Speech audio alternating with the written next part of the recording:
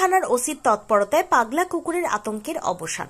আজ দুপুরে ত্রিপুরা খোয়াই জেলার সুভাষ পার্ক এলাকাতে পাগলা কুকুর 10 জন সাধারণ জনগণকে কামড়ায়। এই বিষয়টিকে কেন্দ্র করে গোটা খোয়াই শহরে মানুষজনের মধ্যে ব্যাপক আতঙ্ক ছড়িয়ে পড়ে। পরবর্তীতে খোয়াই থানার ওসি কৃষ্ণধন সরকারের তৎপরতায় পাগলা কুকুরটিকে খুঁজে বের করে আটকাতে সক্ষম হয়। অবশেষে খোয়াই শহরে পাগলা কুকুরের তাণ্ডবে আতঙ্কগ্রস্ত মানুষের আতঙ্কের অবসান ঘটল।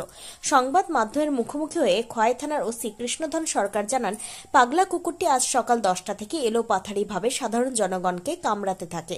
বেলা 2টো নাগাদ কুকুরটিকে খুঁজে বের করে খোয়াই গণকি পুলিশ লাইনের সামনে থেকে আটক করতে সক্ষম হয় পুলিশ। পাগলা কুকুরের তাণ্ডব বন্ধ করতে খোয়াই থানার ওসির তৎপরতা দেখে খোয়াই শহরের সাধারণ জনগণ উৎফুল্ল। ত্রিপুরা থেকে মিঠুন আচার্যের সাথে বিক্রম কর্মকারের report, crime press Bengal news. তো এখন আজকে একটু আগে আমরা আধা ঘন্টা আগে খবর পাই যে একটা পাগলা কুকুর খোয়াইতে বিভিন্ন জায়গায় মানুষ অন্তত 10 জনকে কামড়িয়েছে এবং বিএসএফকেও কামড় দিয়েছে, ছোট মহিলা পুরুষ অনেককে। আমরা সাথে সাথে পিছিয়ে দেওয়া করি, আমাদের গাড়ির মধ্যেও পাবলিক উঠে পড়ে, মানে পুরো শহরের মধ্যে একদম খুব প্রবলেম করেছিল। এর ফলে যাক আমরা এখন জিএবি গণগিরি এখানে পেয়েছি, জনগণের সহযোগিতায় গিয়ে পাগলা কুকুরটাকে এখন এটা মেরে ফেলা হয়েছে আর কি। নাহলে আরও অনেককে কামড় দিত। এটা হয়তো বা জলাতঙ্কে যারাই যেখানে থাকুক ট্রিটমেন্টটা যাতে ভালো করে, মানে সবাই যাতে একটু সাবধানে থাকে। এই দিনে তো একটু পাগলা কুকুর বের হয়।